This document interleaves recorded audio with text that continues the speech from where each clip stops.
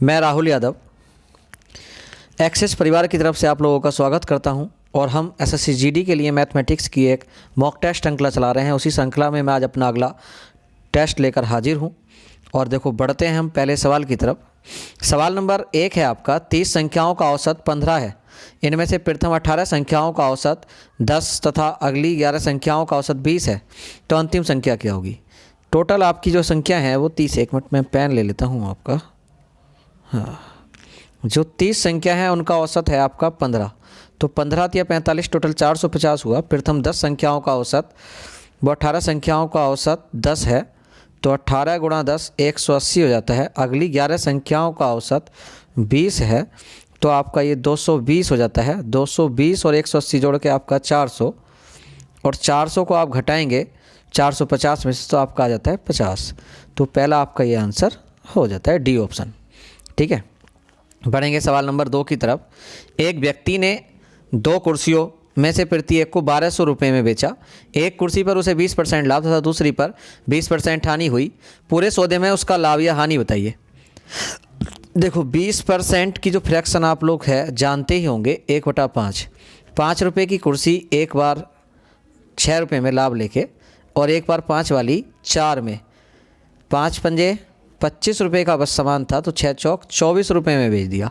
तो नुकसान हुआ एक का, किस पे हुआ? 25 पे, और परसेंटेज के लिए गुणा 100, तो 25 चौक का 100, तो आपका 4% का हानि वाला ऑप्शन सी हो जाता है। देखो, बढ़ेंगे सवाल नंबर 3 की तरफ। किसी धनराशि का साधारण ब्याज मूलधन के 1/16 के बराबर है तथा बरसों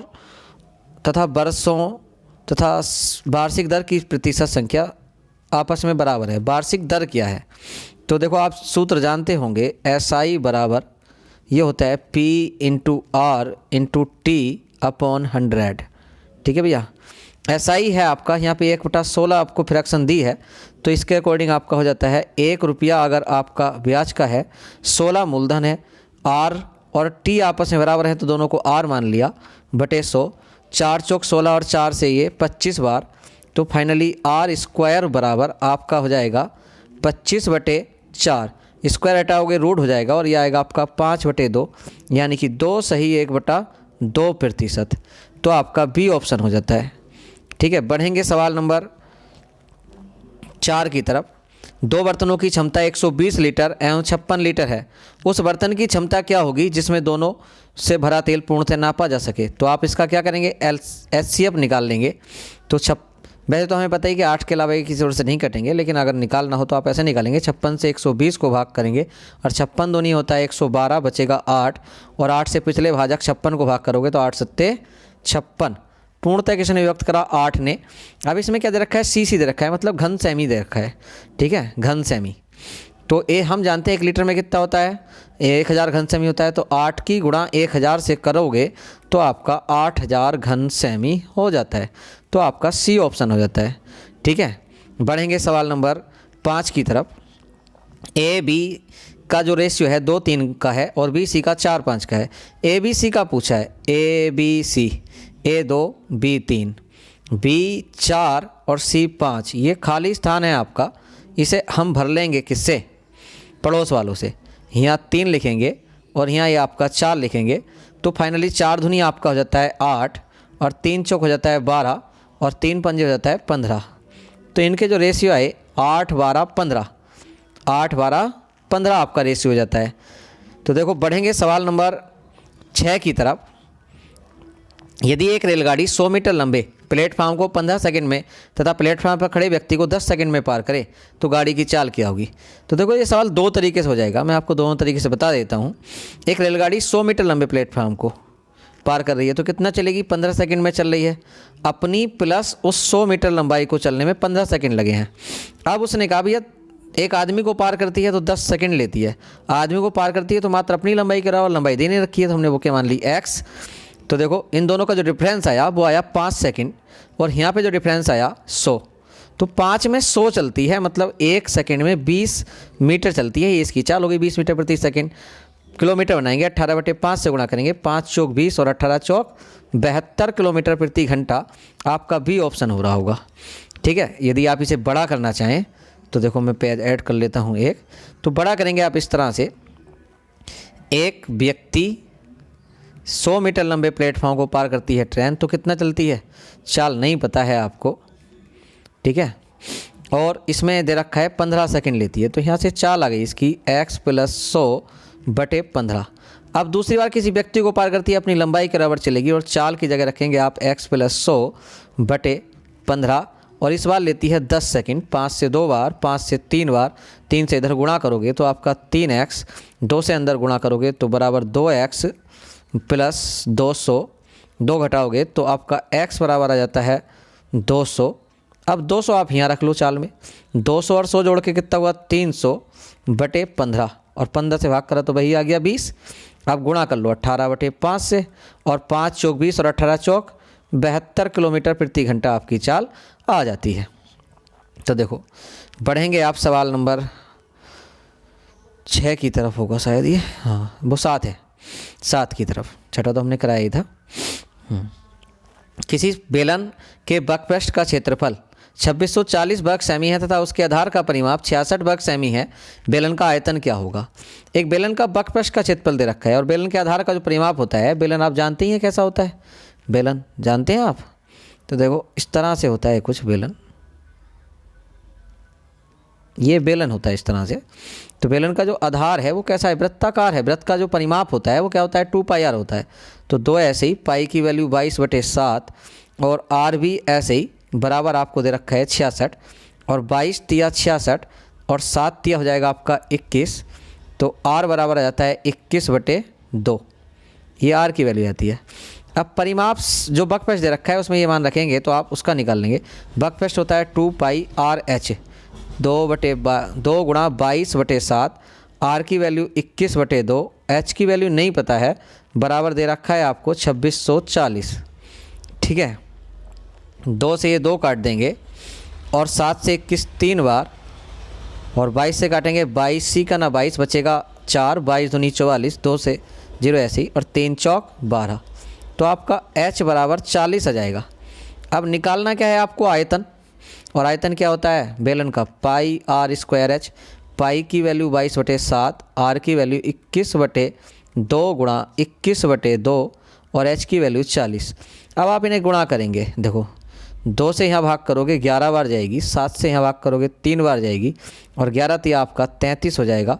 33 गुणा 21 गुणा 40, 21 तिया 63 का 3 हासिल 6, 21 तिया 63 और 6 हो गया आपका 69, 693 गुणा 40, तो आपका गुणा करोगे 40 से तो 0 तो लास्ट में आना ही है, और 4 तिया 12 का 2 हासिल हुआ आपका 1, 4 नीम 36 और 1 37 हासिल 3, 4 छंग 24 और 3 27। नहीं गलत कर दिया मैंने कहीं ना कहीं, रुको 1 मिनट, देखो 0 ऐसे ही जाएगा। 4 तिया 12 का 2, 4 तिया 12 का 2, अच्छा 1 2 और छोड़ रखा है हमने, रुको 1 मिनट,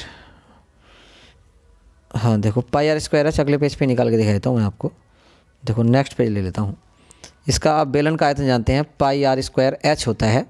पाई की वैल्यू होती है 22/7, आर की वैल्यू आपकी 21/2 है और गुणा 21/2, और एच की वैल्यू आपकी 40 आई है। देखो 2 से भाग करोगे 11 बार, और इस 2 से भाग करोगे ये 20 बार, 7 से भाग करोगे 3 बार, और ये हो गया आपका 21 तिया 63 और 11 तिया 33 का 3 हासिल 3, 11 छंग 66 और 3 39, वो 11 छंग 66 और 3 66 और 3 69, गुणा करोगे आप 20 से तो आपका 0 ऐसे ही, 2 तिया 6, 2 नीम 18 और 2 छक्का 12 और 1 13, तो आपका आंसर आ जाता है 13860। देखो दे रखा होगा ऑप्शन में 9वें पेज पे 13860 दे रखा है, सी ऑप्शन। तो यहाँ पे आप मिस्टेक कर ली थी हमने, और कुछ नहीं है। देखो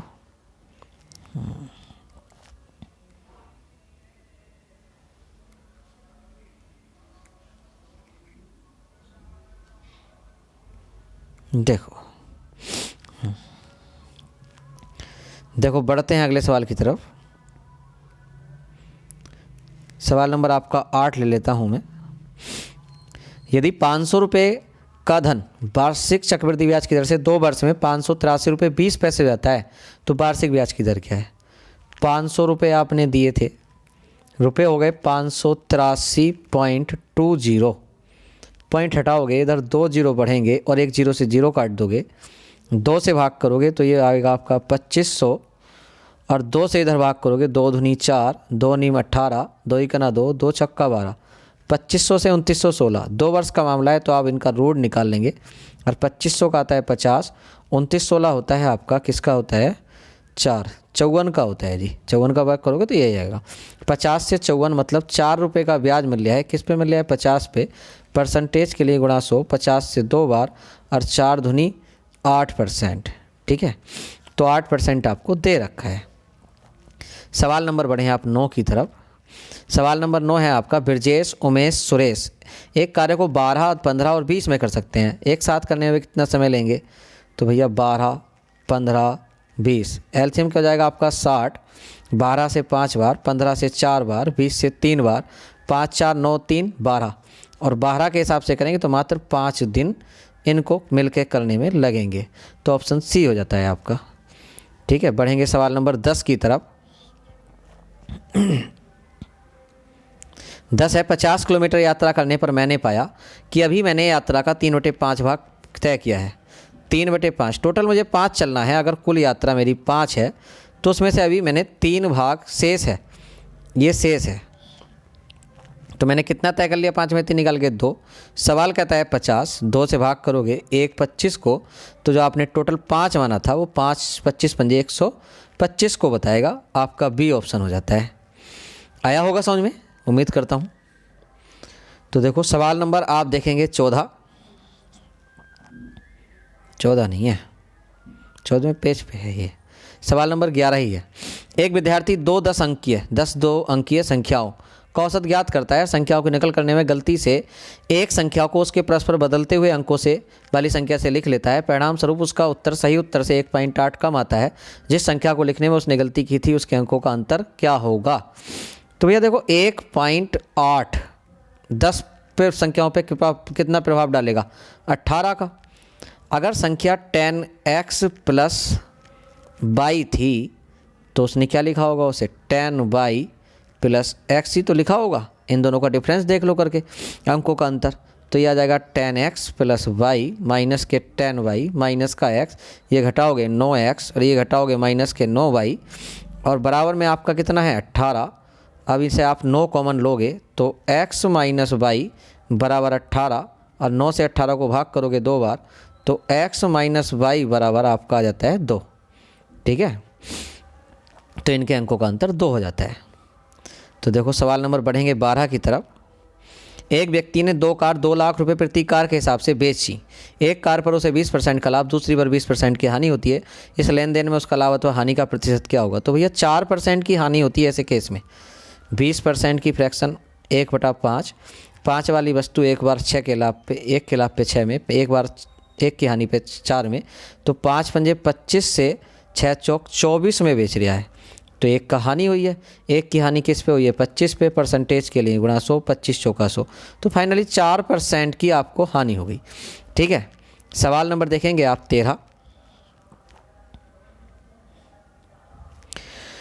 13 है, किसी संख्या के 80% के 75% के 66.67% का मतलब होता है 2/3। अगर 2/3 की फ्रैक्शन निकालोगे तो यही आएगी कि 25% का मान 5519 है। तो 80% की फ्रैक्शन अगर आप जानते हो तो क्या होती है? 4/5 होती है 80% की फ्रैक्शन। संख्या क्या है? आपने x मान ली, उसका 80% निकला 4/5। आप 75% की बात करेगा तो इसकी फ्रैक्शन आएगी 3/4, और 66 सही 2/3 की फ्रैक्शन होती है 2/3, और 25% की फ्रैक्शन होती है आपकी 1/4, ठीक है। बराबर 5519 दिया है आपको, 5519। लास्ट में उस संख्या को जो निकल के आएगी उसका भी 40% आपसे पूछा है। तो देखो 1 4 से 4 काटेंगे, 1 3 से 3 काटेंगे, 2 से 4 काटेंगे 2 बार, और 5 दूनी 10, 10 का मतलब इधर गुणा हो जाएगी, तो 5519 के आगे 1 0 लगा देंगे, ठीक है। ये संख्या जाती है। इसका भी आपसे पूछा है 40%। अब बटे 100, 2 0 से 2 0, बस 4 से गुणा करेंगे और आंसर हो जाएगा। 4 नीम 36 का 6 हासिल 3, 4 ही का 4 और 3 7, 4 पंजे 20 का 0, 4 पंजे 20 और 2 22, 22 0 76 आपका बी ऑप्शन हो जाता है। ठीक है, बढ़ेंगे सवाल नंबर 14 की तरफ। यदि 35 36 को उसके भागफल से भाग दिया जाए तो शेषफल क्या होगा? तो भैया भागफल, और उसने आगे लिखा है भाजक तथा भागफल बराबर हैं, तो भैया किसी का वर्ग रहा होगा, ये किसी का वर्ग रहा होगा, मतलब 35 36 से अगला जो वर्ग होता है 36 से होता है, 36 से पहले से आता है 59, 59 का अगर आप वर्ग निकालें तो क्या होता है, 50 से कितना अधिक है, ये आपको वर्ग निकालने बताए हुए होंगे मैंने, 30 से 70, 30 से 70 में जो होता है 50 बेस होता है, 50 से 9 अधिक है, 50 से 9 अधिक है तो 25 में 9 जोड़ दिया, 25 में 9 जोड़ा कितना हुआ 34, और भैया 9 का जो वर्ग होता है वो होता है 81, 34 81 घटा दो आप 35 36 में से, अब 35 36 में से घटाओगे 34 81 तो 6 में से 1 गया 5, और आपका ये कितना है 35 36 है, हाँ तो 3 में से 8 नहीं जाता, धाईली 13 में से 8 गया तो आपका 5, यहाँ 4 रह गया, 4 में 4 कुछ नहीं, तो 55 जो होता है ना वो आपका शेषफल बचेगा। ठीक है भैया, सवाल नंबर चलेंगे आप 15 की तरफ। 15 सवाल है, हल करें। एक सरलीकरण का सवाल है, आना ही है, देखो एक सवाल तो कम से कम सरलीकरण का। सबसे पहले आप छोटी ब्रैकेट सोल्व करेंगे, 12 से 144 को भाग करें तो 12 बार, 20 में से 12 घटाएं तो आपका आएगा 8। अब 8 आ गया आपको, अब ये यहाँ तक की बात है, तो ये इधर 8 से आप 8 को भाग करेंगे तो 1 आ जाएगा। ठीक है, ये माइनस का 1 है। अब 10 से आप 11 को भाग करेंगे तो 110 को भाग करेंगे 11 आएगा, 11 में से 1 जाएगा तो आपका आएगा 10, और 10 घटाओगे 46 में से तो आपका आएगा 83 माइनस 36, और 83 में 36 घटाओगे, 13 में 6 गया 7, और 7 में 3 गया 4, तो आपका 47 डी ऑप्शन हो जाता है। ठीक है, समझ पाए होंगे मेरी बात को आप। देखो सवाल नंबर बढ़ेंगे आप 56 की तरफ। 16वां सवाल है हमारा, एक समद्विबाहु त्रिभुज का क्षेत्रफल ज्ञात करें जिसकी तीनों भुजाएं का माप क्रम से 12 और 18 और 12 है। तो भैया समद्विबाहु त्रिभुज जो होता है ना वो विषमबाहु से ही निकल जाता है। हीरोइंस फार्मूला जो होता है आपका ये होता है क्षेत्रफल का, रूट में एस माइनस ए, एस माइनस बी और एस माइनस सी, ये फॉर्मूला आपने पढ़ा होगा विषमबाहु त्रिभुज के लिए। और एस बराबर क्या होता है आपका, जहाँ एस बराबर ए तीनों भुजाओं का योग ए प्लस बी प्लस सी बटे 2, ये होता है फॉर्मूला। तो 12 18 और 12 बटे 2, इन्हें आप ऐड करोगे तो आएगा 42, और 42 बटे 2 का मान जो आएगा वो 21 आएगा। तो एस की वैल्यू आ जाती है आपकी 21। यहाँ तक देखो, इधर देख लेते हैं, एस की जगह रखेंगे 21, और 21 में से आप पहली भुजा 12 घटाएंगे 9 आएगा, फिर 18 घटाएंगे 3 आएगा, फिर 12 घटाएंगे आपका 9 आएगा।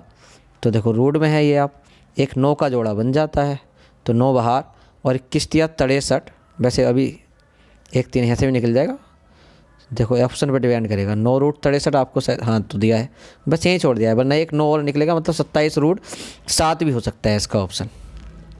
ठीक है, तो बढ़ेंगे सवाल नंबर 17 की तरफ। सवाल नंबर 17 है आपका, वस्तुनिष्ठ प्रश्नों के एक प्रश्न पत्र में कुल 90 प्रश्न है, प्रत्येक ठीक उत्तर के लिए 5 अंक दिए जाते हैं तथा त्रुटिपूर्ण उत्तर के लिए 2 अंक काट लिए जाते हैं। सारे प्रश्नों का उत्तर देने वाले एक व्यक्ति को 387 अंक मिलते हैं। उसने कितने उत्तर त्रुटिपूर्ण थे? तो देखो जो है 2 प्रकार से मिलते हैं। अगर सही है तो आपको मिलेंगे प्लस के 5, गलत है तो 5 तो जाएंगे ही जाएंगे, साथ में 2 और जाएंगे, यानी कि टोटल 7 का नुकसान हो रहा है एक क्वेश्चन गलत होने पे। एक क्वेश्चन आपका गलत होता है। टोटल आपके क्वेश्चन कितने हैं? 90।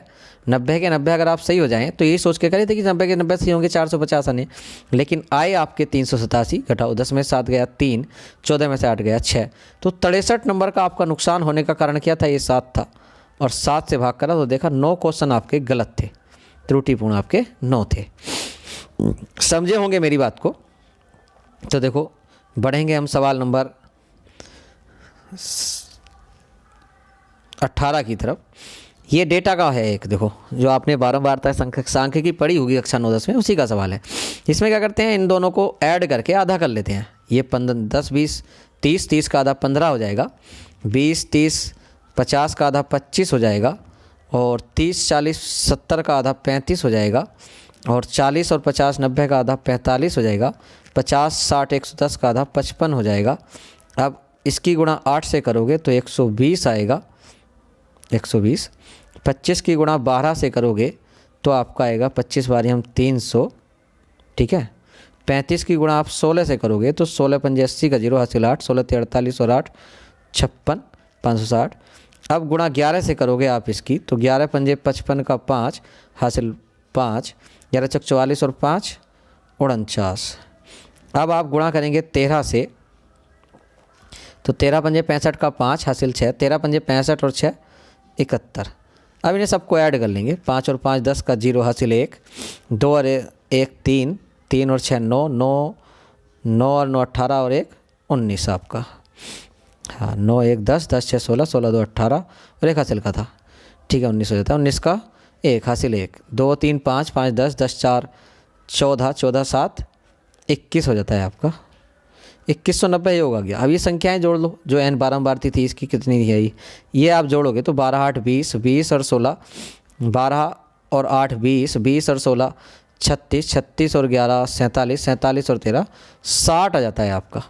अब 60 से इसे भाग करोगे तो 0 से 0 और 3 से 2 बार, 3 सत्ते 21, 3 तिया 9, 73/2, 73/2 को सोल्व करोगे 2 तिया 6, 2 छक्का 12, 2 पंजे 10, 36.5 आपका डी ऑप्शन बन जाता है। तो देखो सवाल नंबर 19 की तरफ चलेंगे आप। 161.5 मीटर लंबी रेलगाड़ी 758.5 मीटर लंबे पुल को 46 सेकंड में पार कर जाती है, 46 सेकंड में पार कर जाती है। रेलगाड़ी की गति कितनी है? तो देखो भैया सूत्र होता है आपका दूरी बराबर चाल गुणा समय, जानते होंगे आप। और दूरी कितनी है 161.5 प्लस 758.5 बराबर 46 सेकंड लगे हैं तो चाल नहीं दे रखी, x मान ली, गुणा 5/18 और गुणा 46 सेकंड। अब आप इन्हें ऐड करें तो 5 और 5 होता है 10, हासिल हुआ 1, 8 और 1 9 और 1 हासिल का 10, हासिल हुआ फिर 1, 5 और 6 11 और 1 हासिल का 2 12, हासिल हुआ 1, 7 और 1 8 और 1 9, 920 आ जाता है जोड़ के। अब अगर पहाड़ा याद हो आपको 23 का तो 23 दूनी 46 और 23 चौक 92 40 रहता है। 5 से भाग करो 8 बार और 2 से भाग करो 4 बार, 4 की 28 से गुणा करो तो आपका जाता है 72 किलोमीटर प्रति घंटा, ठीक है। तो बी ऑप्शन आपका हो जाता है। तो देखो समझ रहे होंगे आप मेरी बात को, समझता हूँ मैं। बढ़ते हैं सवाल नंबर 20 की तरफ और आज का ये लास्ट सवाल होगा। ए एक काम को 60 दिनों में कर सकता है और बी उसी काम को 20 दिनों में कर सकता है। सी की मदद से दोनों वे उस काम को 5 दिनों में समाप्त कर सकते हैं। सी अकेला उस काम को कितने दिनों में समाप्त करेगा? तो भैया ए करता है 10 में, बी करता है 20 में और तीनों मिलके अगर करें ए बी सी तो जाता है 5 में। 10 20 5 का एलसीएम आप लेंगे तो 20, 10 से 2 बार, 20 से 1 बार और 5 से 4 बार। इन दोनों की मिला के क्षमता देखें तो 3 आती है और 3 घटाओ 4 में से तो 1 आती है सी की, और सी 1 के हिसाब से करेगा तो पूरे 20 दिन लेगा, ठीक है। तो 20 दिन आपका बी ऑप्शन हो जाता है। तो देखो आज के 20 क्वेश्चन हमने बड़ी जल्दी से कर लिए हैं और आपको आज वाला ये सीज़न पसंद आया होगा, क्योंकि आज मैंने बार बार क्वेश्चन पिक नहीं किए हैं, एक बार ये कंटिन्यू काम करके रख लिया था पहले से ही। तो देखो समझता हूँ वीडियो पसंद आए तो ज़्यादा से ज़्यादा मेरे चैनल को आप शेयर करें, वीडियो को शेयर करें, ठीक है। धन्यवाद। और मैं बहुत जल्द आपके लिए सीआरपी की क्लासें लेके आने वाला हूँ, सीआरपी एससीएम और स्टेनो के लिए, ठीक है। धन्यवाद।